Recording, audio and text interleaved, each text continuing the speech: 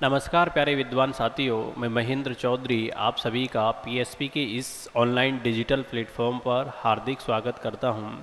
दोस्तों, हमारा जो टॉपिक है उसका नाम था फ्रैक्शन और वही हमारा टॉपिक चल रहा है, जिसमें हमने कल इससे पहले फ्रैक्शन के दो पार्ट डाले हैं, पार्ट 1 और पार्ट 2। एक छोटे छोटे टुकड़ों में आपको रोज़ अलग अलग टाइप के हम प्रश्न बताएंगे। कल आपको टाइप 2 के बारे में अपन ने बताया था और टाइप 2 में हमने देखा था कि जो फ्रैक्शन के जो वहाँ पर सभी प्रश्नों के जो थे वो अंश समान थे और हर क्या थे, अलग अलग थे। तो मैंने आपको बताया था कि जब अंश समान हो, हर अलग अलग हो, तो ऐसी अवस्था में जो मान जैसा दिखाई देता है ठीक उसके विपरीत होता है। क्लियर। और कुछ हमने कल एग्जाम्पल भी देखे थे। अब देखो, हम नेक्स्ट टाइप पे चलेंगे। उससे पहले मैं आप लोगों के लिए दो एग्जाम्पल लिखता हूँ जिनको जवाब आपको कमेंट बॉक्स में बताना है।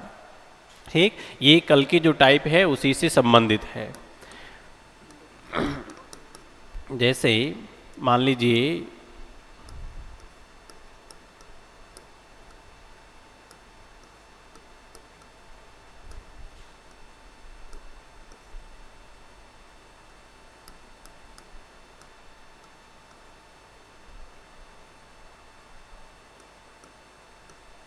क्लियर, इस तरीके से हमको भिन्न देगा और हमसे पूछेगा कि दी गई भिन्नों में बताइए सबसे बड़ी भिन्न कौन सी है, या हमसे पूछेगा कि सबसे छोटी भिन्न कौन सी है। तो इस टाइप के जो प्रश्न हैं वो अपन ने कल हल कर लिए थे। अब इसका जवाब आपको कमेंट बॉक्स में बताना है। क्लियर है। अब हम आज जो जा रहे हैं नेक्स्ट अगली टाइप को बताने, उसको देखते हैं कि नेक्स्ट जो टाइप है उसमें हमारे किस तरीके से प्रश्न पूछे जाते हैं। तो देखो यहाँ पर अब हमको नेक्स्ट टाइप में इस तरीके से देगा,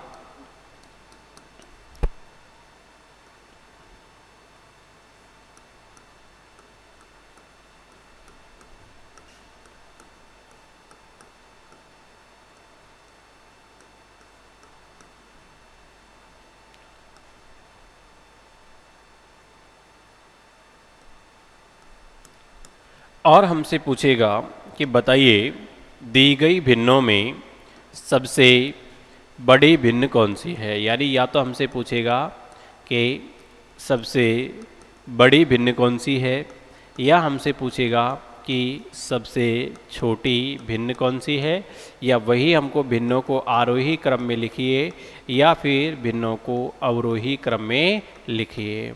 क्लियर है।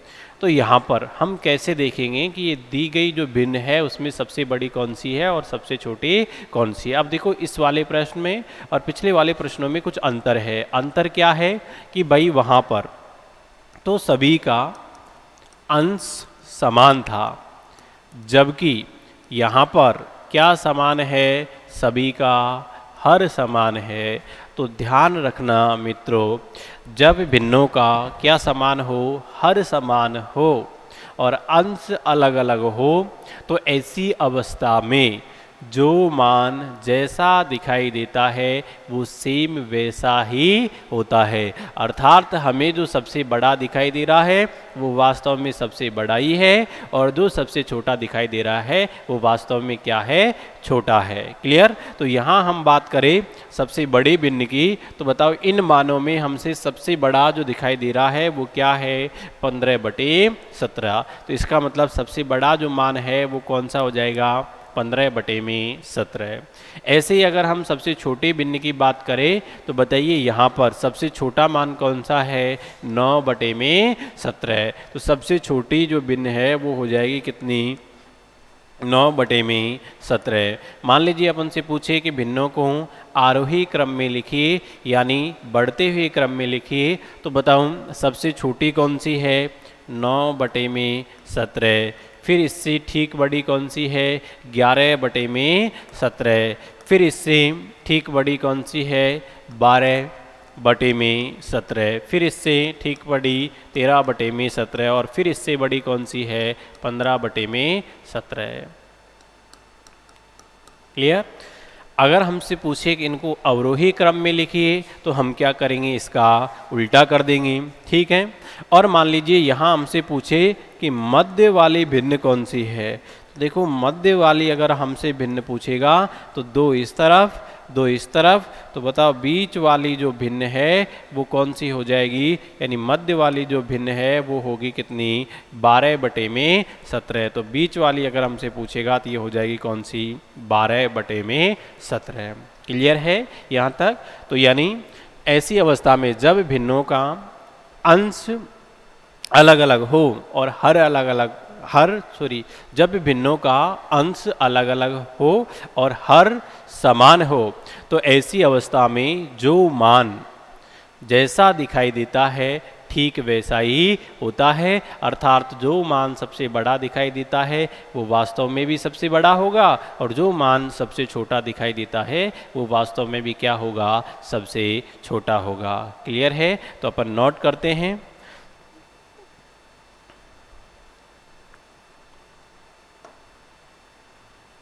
तो लिखिए, जब भिन्नों का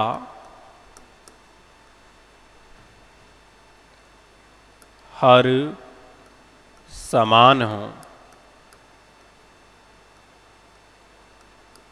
और अंश अलग अलग हो,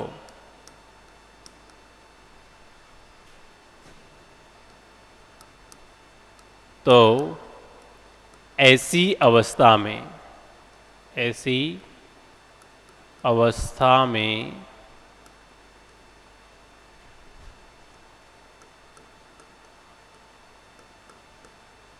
जो मान जैसा दिखाई देता है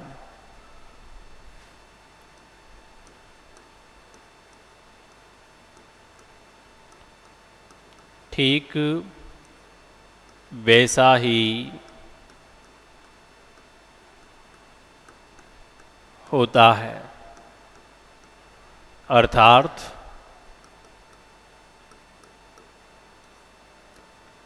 जो मान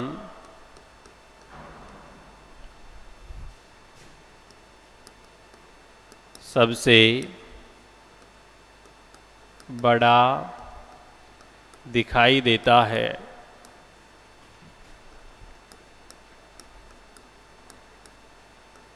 वह वास्तव में भी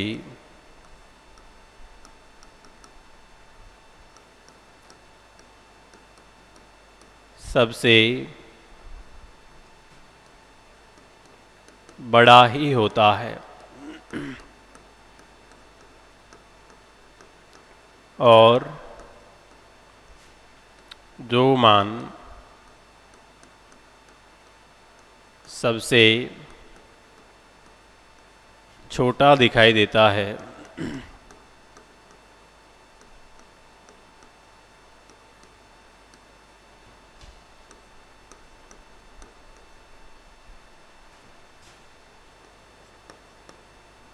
वह वास्तव में भी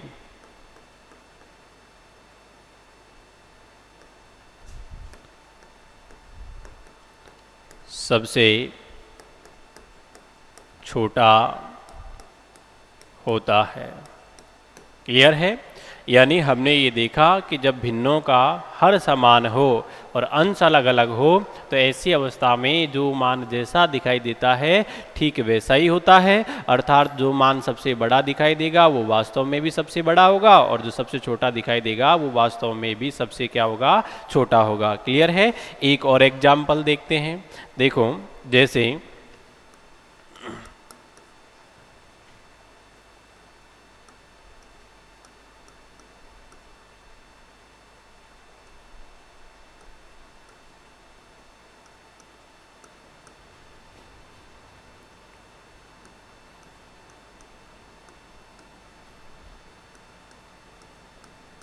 क्लियर। जैसे मान लीजिए कि हमको ये वाला मान दे रखा है और हमसे पूछेगा कि दी गई भिन्नों में सबसे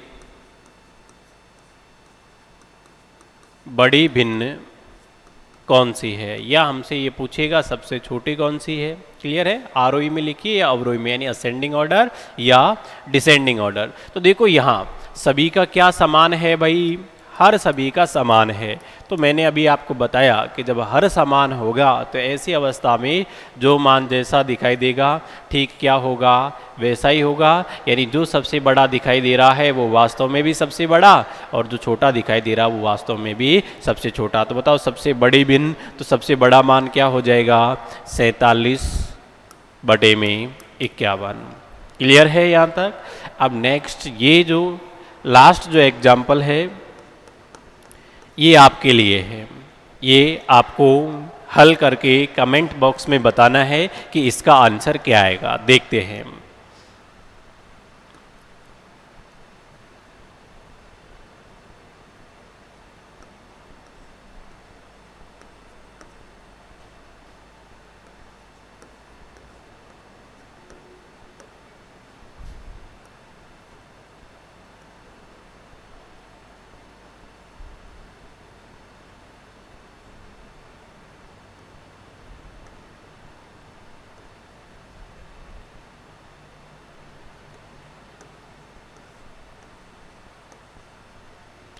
आपको यहाँ पर ये बताना है कि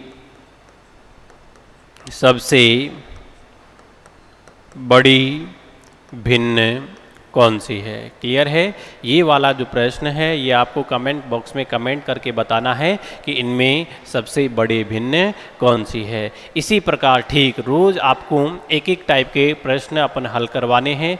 वो कहते ना कि बारिश की बूंदें भले ही छोटी हो लेकिन उनका लगातार बहना बड़े बड़े नदियों का बहाव बन जाता है। इसलिए ये हमारे जो छोटे छोटे प्रयत्न है एक दिन यही हमें कामयाबी की ओर ले जाते हैं।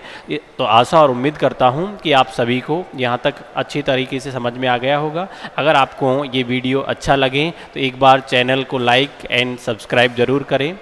धन्यवाद।